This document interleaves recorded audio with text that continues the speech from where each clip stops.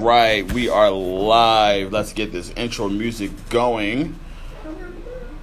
Something like that. More so along this. And then we have this little baby right here.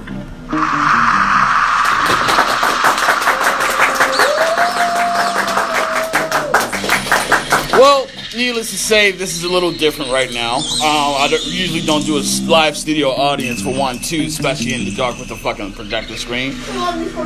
Feels like an Illuminati meeting, especially with the hood on this robe. But hey, we do these things. Episode 83. Jesus Christ, I've been doing this for too fucking long. Episode 83 of Inside the Rapper Studio. Today we got K.Wood on. Obviously, he's here at the bottom of the screen. Talking about a bunch of stuff, talking about his video shoddy with Burnout, talking about Valora, talking about 11th Street, talking about memes. We're talking about a lot of shit. That's how this thing usually goes. So, before we get started, gotta do a few plugins. I don't know if you guys noticed, but starting this Saturday and all August long, we are doing Score Swayze Saturday. Starting this Saturday with the world premiere of the video Shelf. Week after that, we got a nice little presentation with us at Inside the Rapper Studio and the lovely guys that work inside the podcast.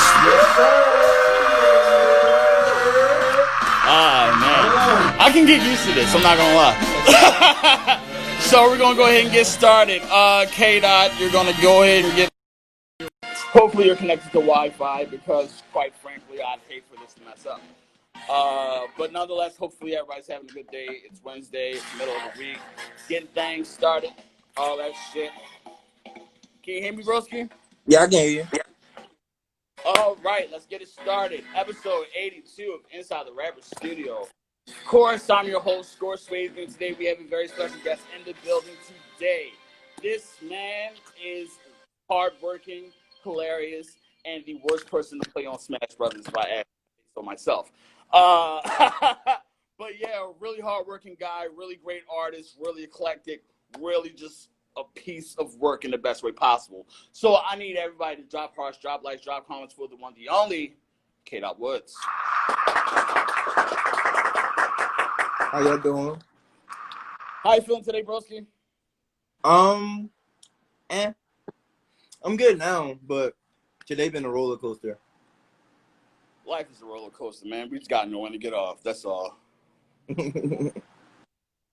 But overall, with every episode of Inside the Rap Studio, there is an origin story told from the bottom of the screen. So could you tell us all how everything came to be for the artist we all know and love as K.Wood? So, just like a rundown? Yeah, I got 45 minutes. You can just spill your guts if you want, honestly. All right, well, talk that smart shit. I hate BDJ. So, I used to be Kid Arthur, you know. BDJ will tell you, Justice will tell you, all of them will tell you. I used to be Kid Arthur. Dropped my first tape, Too Much to Think About. Got my first interview with the demo tape type shit. Real young boy shit. And then niggas became Oscar Wilde, after just a whole bunch of soul searching and just making music. And then I was part of 4K. We were making shit. We were doing a whole bunch of music. And then one day on the train to visit my ex, my man's was like, yo, you should change your name again. I was like, I don't even know what it would be. He was like, make it K.Wood or some shit. And I was like, all right. So it was K.Wood after that. And then I've just been making music ever since, from Catacombs to now. I've been K.Wood. Oh, dope. I kind of wanted to talk about BD just brought up a great point about the rebranding game. That was sarcasm. I hate you. So I wanted to talk about that real quick. How pretty much the evolution between Kid Arthur and K.Wood. What would you say is the main difference between the two? I think the main difference is I'm way more mature. The subject matter definitely hasn't super changed that much, but it's more I feel like I was trying to create these personas instead of being me, and K.Wood is more me than anything. Gotcha. I'm actually glad you mentioned the whole persona thing and pretty much having music, having that, I don't want to say persona, but having that inspiration to pretty much be you at all times, especially with your art. Do you feel as though that made you not just a better artist, but a happier artist? it both a better and a happier artist, because it's like it's hard, like trying to create an aesthetic for something that isn't even you. You feel me? But it's way easier to just be yourself and make music. So it's like I felt like it's been way easier to just like do what I gotta do for real. Gotcha. I feel like we can appreciate that kind of like Well, content. my niggas in here, we got Twan Dawn in here, we got I Hate Bobby Woody in here, my nigga Craig in here, we got a couple people in here. What's up, y'all? We're doing a rollout kind of early. Well, and to not offend Taji, we also have Taji in here. We can clap it up for that. Yes, sir, ski. So, first thing I wanted to hop into with this interview is the project that you dropped in 2019 titled Valora. I want you to talk about your concept behind this project and what inspired you to make this project. Damn, we can talk then. All right, bet. Who called me a bitch? Hold up. I'll fight him. Niggas call me Chloe. I'll kill niggas. All right. So Valora was like this like really crazy trip that I had off acid after me and my ex had broke up, and then like this one shorty started, like this girl from my past started hitting me up, and like we were just talking, and I was like, damn, you the one. And she was like, you're just high as shit off acid. And I was, hold up, my man was calling me. But no, I was like, yeah, I don't care about drugs. I'm back. Yeah, you good. All right, back, because like my niggas was calling me. But yeah, fuck you, BDJ. So, you know, I was like, you the one. She was like, well, you're on drugs. We can talk about this when you're not. I was like, all right, well, we still gonna talk anyways. We had a whole conversation, and then like I went to sleep that night, and like I dreamt of her, and like her body was made of velour. So like, and I got it hanging up like right there for real. Oh wow. I guess you're frozen right now. Oh, we got the wheels too. You know what that means. Am I back? I hate my fucking Wi-Fi. Hold up. You're not connected to the Wi-Fi? What'd you say? I'm about to say you're not connected to the Wi-Fi? I am connected to the Wi-Fi. My shit just started geeking like around this time. Raw dog in the day. Hold like up. that, friend? I am. It's just geeking. All right, I'm back. All right. Can we hear me? So I can hear you. So you were talking about how pretty much you got that inspiration behind the conversation with her. She had the dream. She was pretty much made from velour. And where did you make the context to like cross that over into your music? Did you just immediately decide to like, I want to make an album about this, or was it on your mind for quite some time? Like it was. I wanted to make a concept album, but I didn't know what it was about until I had like a couple of songs done already. So it was just like, all right, I'm gonna name it Valora. Like, you feel me? This Valora woman, you feel me? In my life, she's gonna be like the subject of this whole tape, and like basically, you know, just a roller coaster of emotions, like my life. Gotcha. So I wanted to talk to you about even using a muse for making music, because a lot of people just kind of just make music just for them or make music just to express themselves. But whereas though you actually had a subject within your music, which is a person, which is a woman, I wanted to kind of like get you to elaborate how it feels to, I guess, channel that musical energy towards one person. I'm gonna be honest with you. It's like getting a lot of shit off your chest. Like I look at music as like this like sense of closure, and like this sense of like, all right, you gotta be fully honest and open and shit like that. And like in normal conversation, you can't be as honest and open. But in music, you can say whatever the fuck you want. You feel me? In music, you can be as honest as possible. So it's like I'd rather let what I feel and how I feel come out way more authentically when I'm like in a groove, in a rhythm, like whereas like I feel like I can actually like communicate this well. And I've gotten better I gotten better at communicating how I feel through songs as well as through communication as well. So it's like it kind of goes hand in hand. Gotcha.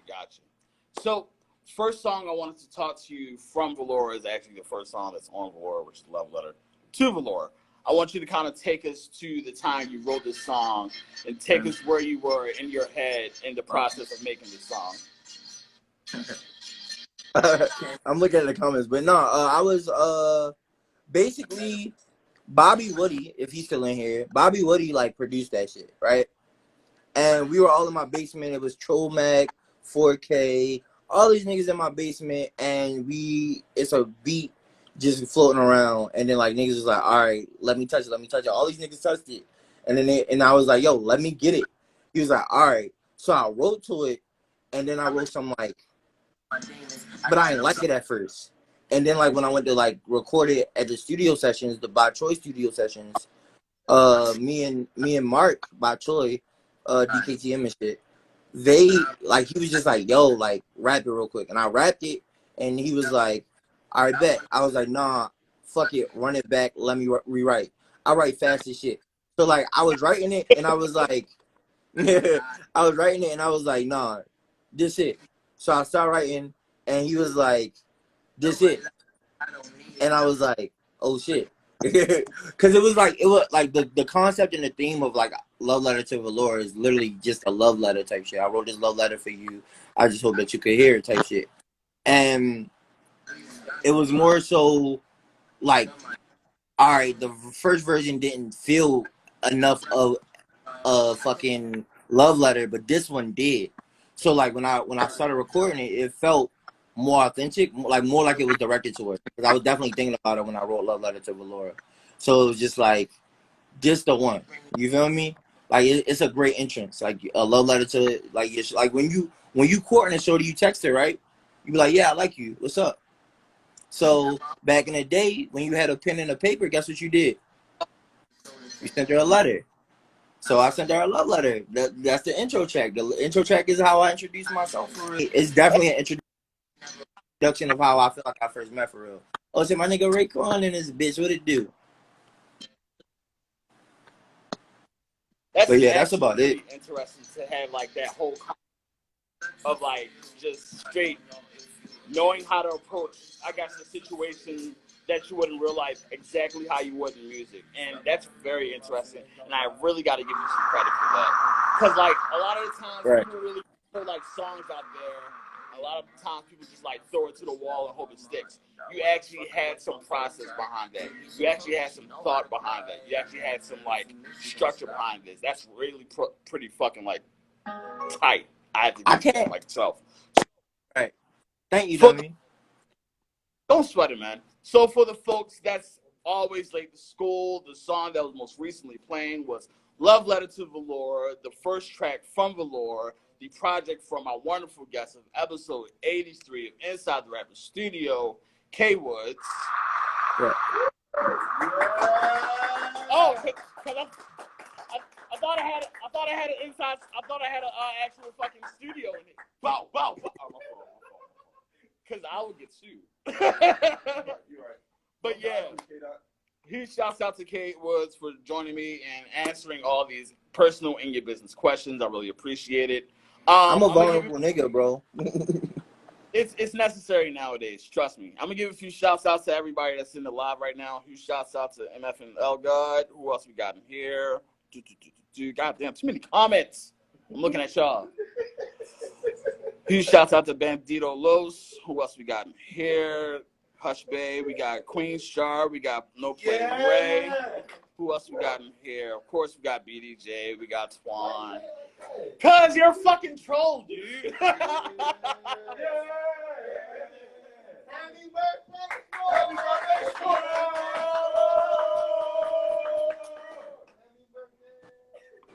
So, Woods, next thing I wanted to talk to you about is 11th Street Audio Department. Talk to us about the inception of this group, inception of this project, and tell us how it came to be.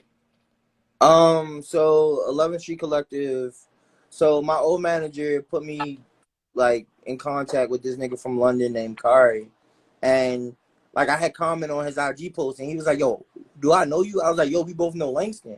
He was like, "Oh, for real?" I was like, "Yeah," and I rap. He was like, "Oh, for real?" So he sent me some beats, and like after that, we just started like checking up on each other. He's like, "Yo, how you doing?" Blah blah blah. You know, I be having them dumb. Oh, happy birthday, by the way. You know, I be having It's those. not my fucking birthday.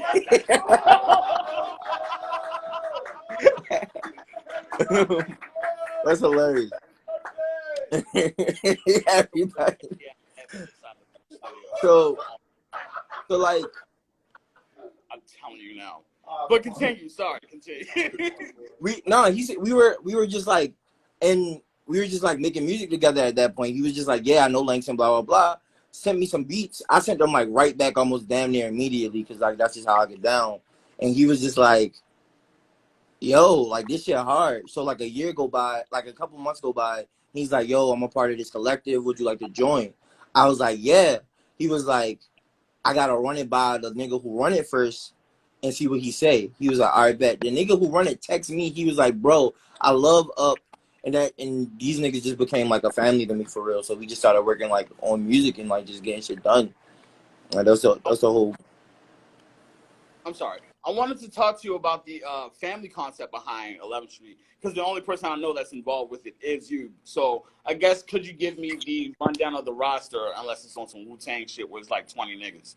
No, it's not 20 niggas. The roster, like in terms of music, is really small. Like 11th Street Collective is like we have different departments. Like right now, I'm part of the audio department, so it's like we make music. So you got Yaya, you got Gianni, you got Cloud, you got fucking Troy Spatones, the DJ, you got Sleeto, the producer, and like you just got and you got the voice of 11th in general, DBV, and all of these niggas like build up the street audio department where it's like each of these people are in their own lane. They create their own style. They create their own music, and it's just family after that. Like you feel me? Like I send them shit. They be like, "Yo, this hard," or like, "Nah, this you gotta run that back," or like you feel me? Like another niggas send shit in, and we just like we talk to each other like damn near every day. I think I talked to Yaya about like music industry and stress all the fucking time. I talk to Cloud about personal shit 24/7. We both Pisces, so we emotional as hell.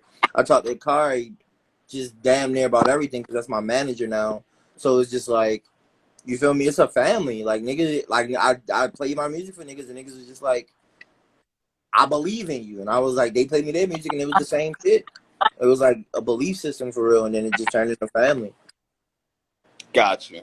So I actually wanted to talk about some recent news that dropped in terms of 11th Street. Could you tell us what that news is? Oh, 11th Street TV tomorrow for tune in. I have a interview like high key, just no like this is definitely a big coincidence. The voice of DVV has his own guest. It's called Tea Time, like guest show. It's called Tea Time with DVV, and I'm like the first like interview for real. So 11th Street TV. Oh, what's up, Caleb?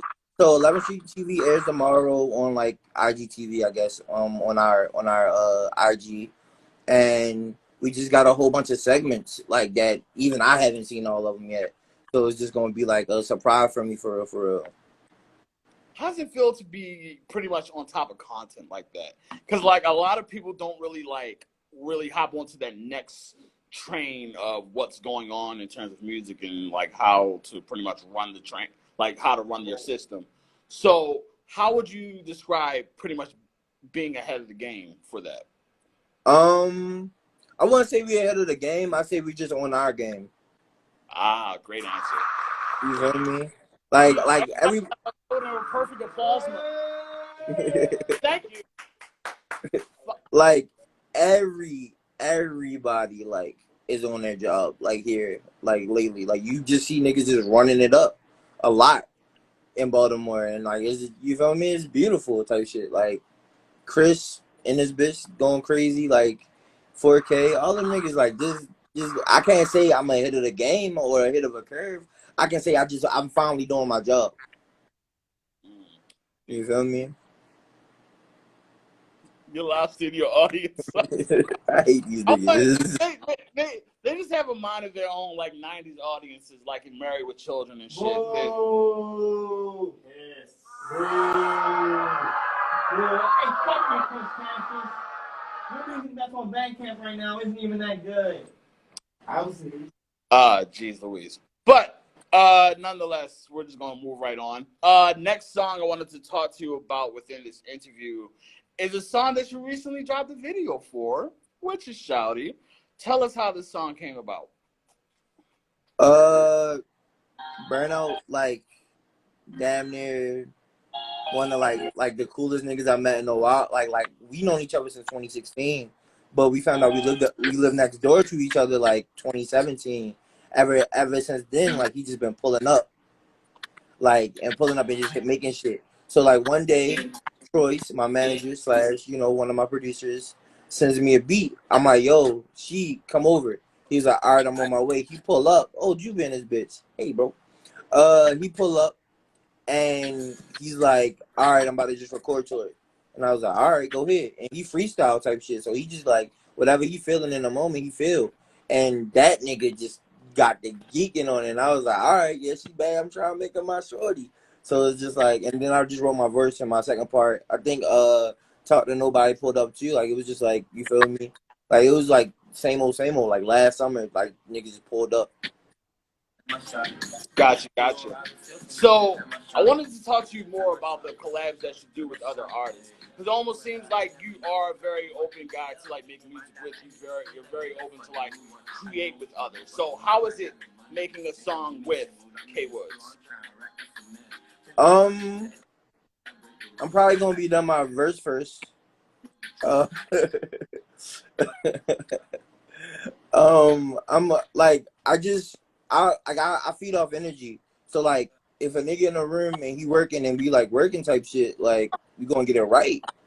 You feel me? Like for me, if we agree on the beat, we agree on the direction of it, we agree on everything else. I could probably be done my verse in 10 minutes and we can record. You feel me? Like all niggas gotta do is have that, like, you feel me, like that for real. So you gotta sing to fucking Speedy Gonzalez over here. We love to see it. You got What inspires you to do the fast write? Is it just like, does it just comes to you like that, or taking a lot of time kind of takes out the process of it for you? It's both. Like for me, if I feel it, the song gonna be done in 10 minutes. Like writing wise, like you feel me? I just go into the mind vault, find out what I want to talk about, and talk about it for real. And nigga said you don't be delivering verses, Cornell. How do you respond? Shut up. Rule one of Inside the Rapper Studio is ignore the comments. I bet. That one caught my eye because it got my full name in it and shit. But no, like I like when I'm feeling it, I'm feeling it, and if I'm not feeling it, I'm not feeling it. You feel me? So like, especially when it comes to like writing a verse, I had to feel a beat, I have to feel the energy. I gotta know when niggas going, right? And if it takes more than an hour, what's the point? Like I was with Good Boy last week, and he was like, me and him was just always on the same page, and he was like, yeah, if it take an hour, I don't want to work on it no more. And I was like, that's exactly how I am. I be getting headaches if I'm working too long on the song. And like me and him like been working back and forth because we got this collab shit coming up, this collab shit coming out. And it's him rapping, me rapping, and him and all his production type shit. And like he would send me beats. He would send me full songs with open verses and open choruses and shit. And damn near send them right back. Like the same day. And and the crazy part about that is the exact same thing. Like after Valora dropped in December, he sent me a pack in January, and then my entire new album that's dropping in September was done, like in a week. We love to hear it. We love to see it. For the yes, Late the School is Always, the song that was most recently playing with Shouty. The song featuring Burnout that's featured on the Project Valora, which is done by our wonderful guest of episode 83 of Inside the Rapper Studio, K.Wood. Oh, you guys are still in here. That's wonderful. Oh, amazing. It's just me now. I'm holding down. Thank you, thank you, BD. Thank you.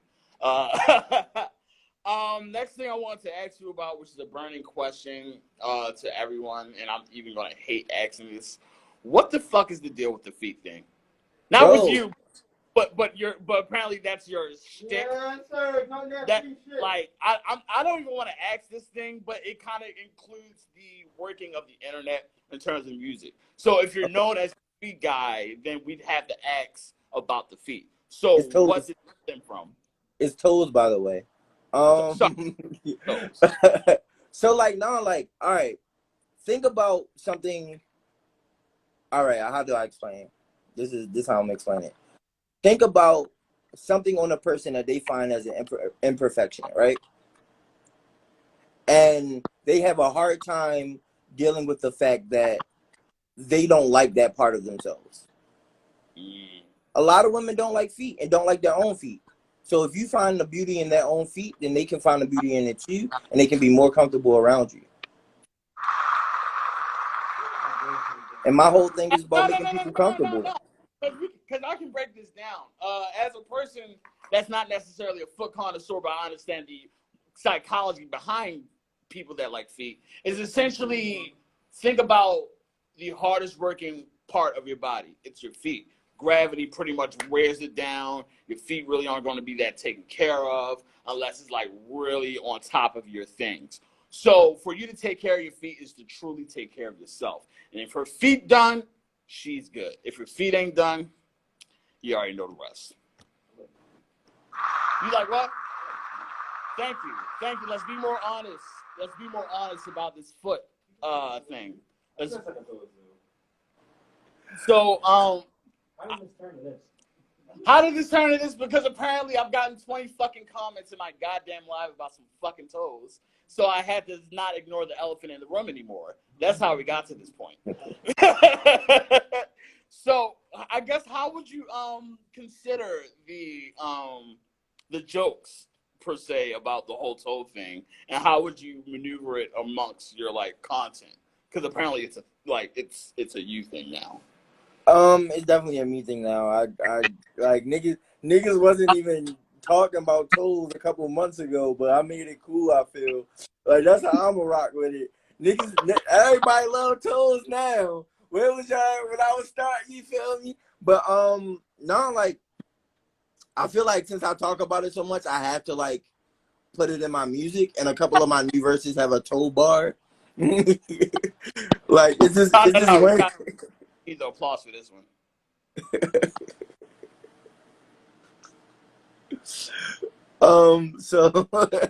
So yeah, I got a tow bar, and it's like it's on this new song I got with like Bobby. Like we went to Deep Creek and made a whole bunch of hits, and this one's called Modelo Music.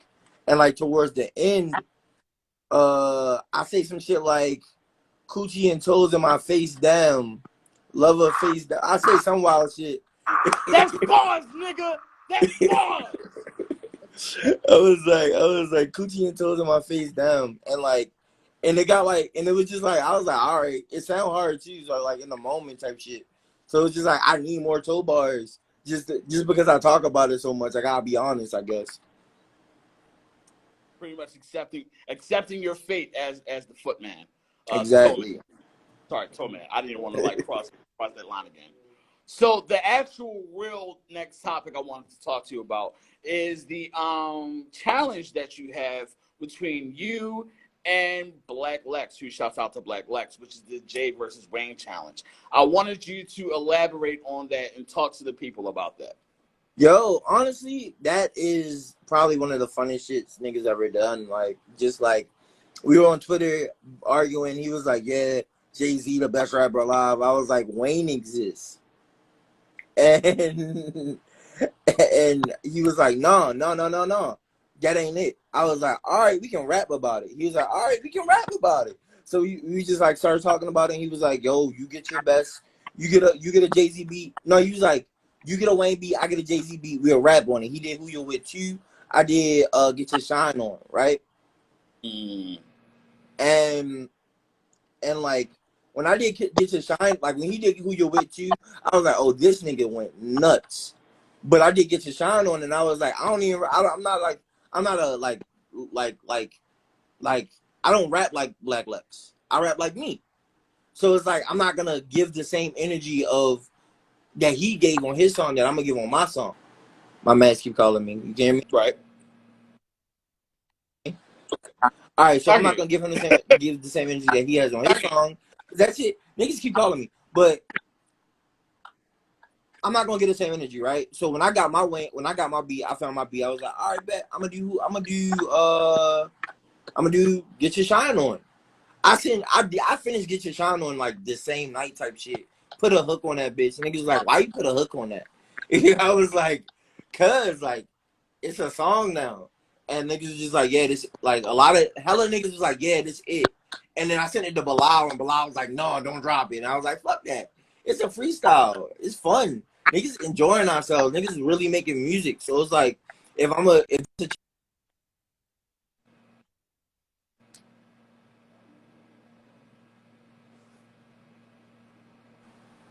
Got a little. we back?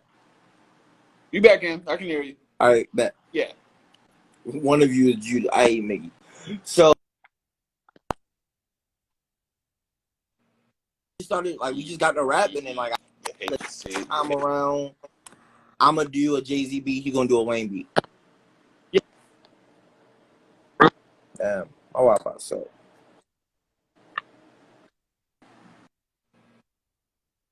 I'm on business Wi-Fi, so I would love to blame myself, but it's not me.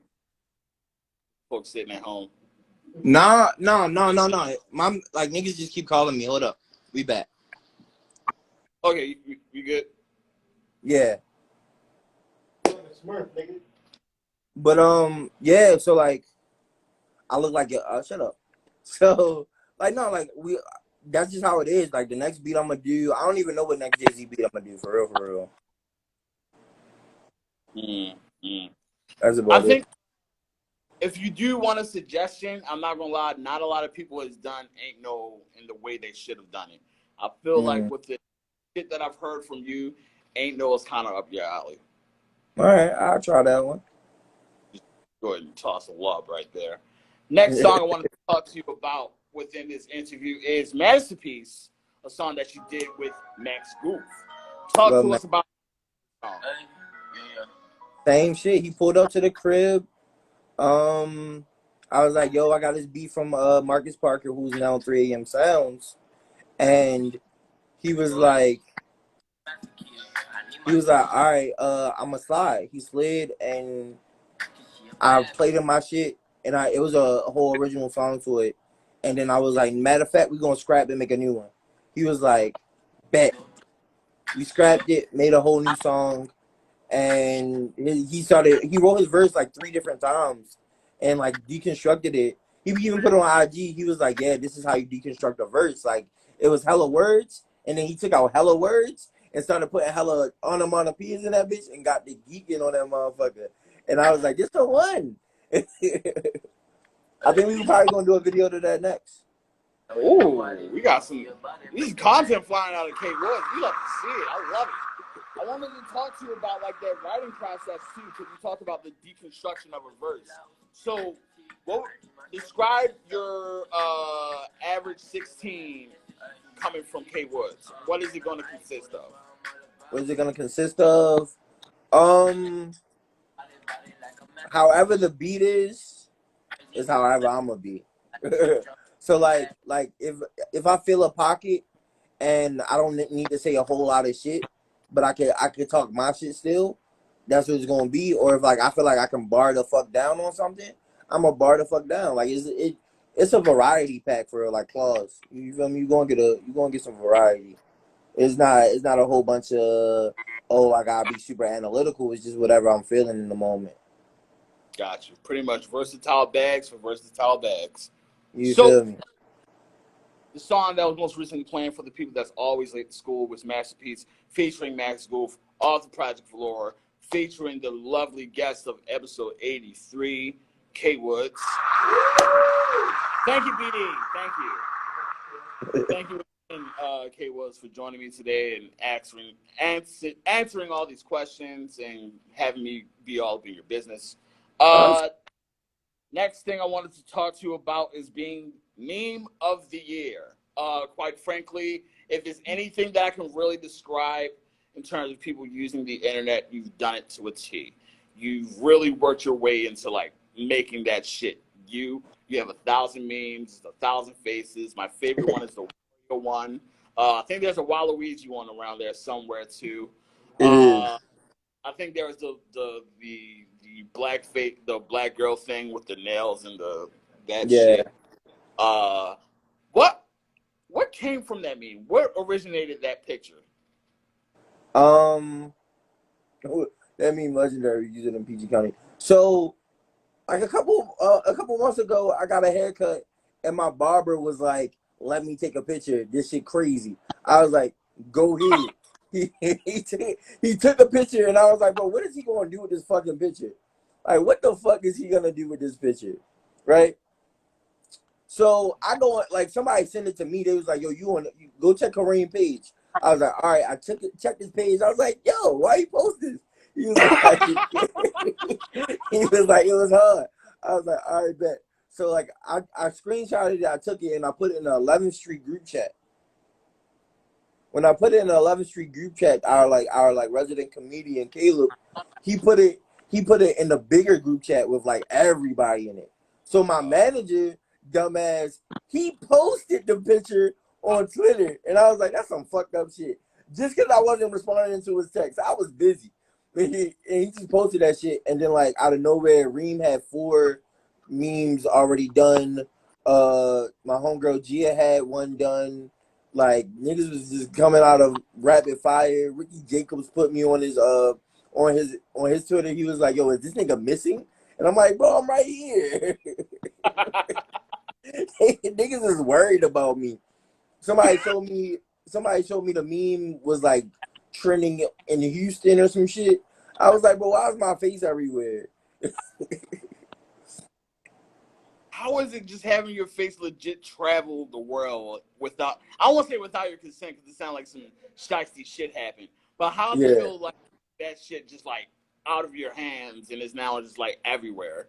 Yo, it actually feel like it's hilarious. I was laughing that whole night. I didn't feel like niggas was like trying to pack me or nothing. It was just like, damn, this is actually funny. Like you feel me? Like Ricky Jacobs said some shit like on Twitter the other day. He was like, bro, nobody like funnier than yours. Cause like I burnt my fucking hand. I got like 2nd-degree burns and shit. So it was just like I was just like, bro, this is my life. Like niggas going like, you feel me, make a meme out of it. That's fine. Like it's not that deep. But like, nah, it was out of my control the moment that shit hit Twitter. Is life a meme, K Woods? Um, yes. Why? Uh, Simply because it can mean everything or it can mean nothing. Woo! I love a great answer. I love a great answer. So, what do you think is the future for K Woods with this meme? Do you think it'll reach one of those like pinnacle things where you have like Pepe the Frog or like Kermit or anything like that? Um, First of all, Chris, I love the haircut. I got some coochie off that haircut. Thank you very much. Talk to But no, like with the meme, I guess I'm probably gonna put out like a few singles after my album drops, with like just certain like with like certain memes as the like cover art. Like I definitely want to like make a like Japanese sampled song and have the meme picture be Quandro type shit. You feel me? Um, Quandra. just had a meme picture be Quandro. Just get the rep, man. Probably get Vlad on that shit or some shit like that. Like just some like cool like source shit. And I don't know, like it's not really like it was just like when it blew up, me and the team was like, yo, what the fuck do we do with this? We have to do something with this. You're gaining too much traction for us not to do something with it. And like I was just like, bro, like I got a video on Tuck, let's drop it. And niggas was like, all right, bet we can drop it tomorrow.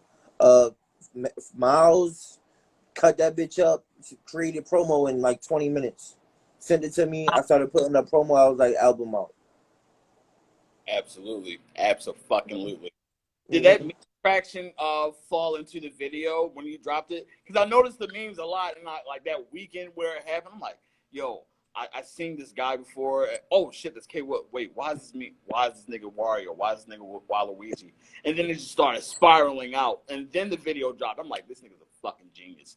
So, did most of that meme traction like have a plus side in terms of like dropping the video? Yo, honestly, like, cause since I like stop buffering. You hear me? I fucking hate this. We good? We good? Bro. Ooh, we back? Glitch. I don't like this idea. We back?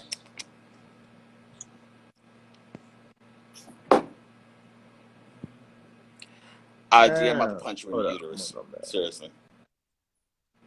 Oh.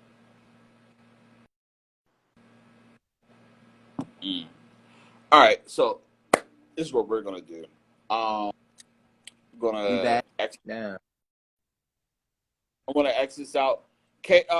Wood, I'm gonna exit this out real quick. Hopefully you can join back in once that gets resolved. I have no idea what's going on with that connection. There's still the wheel going on. Can you still hear me? Probably not. But it looks fine from here. I mean, does everybody does have a screen projector. So I want to add you again, K.Wood. Huge shouts out to all you guys for being good sports at this, because honestly, 83 episodes in, I ain't gonna keep doing this whole fucking misconnection thing, quite frankly. But yeah, once K-Dot is back on, we're just gonna wrap it all up. Can you hear me, bro? I'm back. All right. Thank you for joining me again. It's definitely my Wi-Fi in this bitch. My mother left to go to Boston, and like that shit just been geeking all day. My bad. I mean, it's all good, bro. Like trust me, I've had worse connections. A lot. There is a 6-part series of my Joey Bricks interview because the Wi-Fi that I had was just that bad because it kept breaking the fuck up. 6 parts. Yeah, it was that bad. Trust me, it's never that worse. But to ask the question again that we had before the breakup, did that meme traction have a good lead into the video in terms of the numbers? Oh, definitely. Like I had just wiped my entire IG, because I was like, all right, I want this to be very much focused on content. So I was like, all right, what's gonna be the first thing I drop? And it's gonna be the promo for the video. So my whole government is in this fucking comment section now. Thanks, my manager. You're fine. You're fine. You don't gotta delete it. I hate that nigga. He's an asshole. But that's my brother, so I don't care. So like, basically, it led in perfectly for real, because it was just like niggas saw my face everywhere, and then there's a video. Oh, guess what? My face is in the video. So like now niggas gonna be like, this the nigga from the meme, and like hella people just been like, you feel me? Hella people just been like tapping in, hit my line like, yo, the video hard as shit. Like niggas still sharing the video, niggas still hit me up about the video, and you feel me? I appreciate all of it, honestly. Like I would shut up, Caleb. Yeah, thank you. But it's just a beautiful, like, it's beautiful for real. Like, cause I've always wanted like recognition for like the shit I've been doing, for being as genuine as I am, because I can only be me type shit. So it's like me being a meme makes so much sense, and then me like channeling like, and then the video was fun and quirky because it's like it's not real guns, it's plastic guns, it's Monopoly money, it's fucking like, you feel me? Like I'm wearing goofy ass glasses like that aren't mine type shit. Like I'm just like, it's just like me enjoying life as is, and like I guess that's what the whole like video is about in the first place. And like the meme matches that. It's just like, all right, niggas was having fun with me as a meme. I guess I want to join in the fun too. Man, that's a really mature way to look at it, man. First of all, very, very, very, very grateful for this interview. Thank you very much for joining me tonight. Man, thank you. I have a thing where I just hate when people thank me for this. I actually have, like, for those that don't know, 80% of the people that's on the show, I ask them. Like 20, the rest 20 is just like people asking me, but I want y'all on my show. So like for y'all to like not curve me and not curve my shit and just saying agreeing and actually giving me a great interview at that, I would like to thank you very much for that. Thank you so much.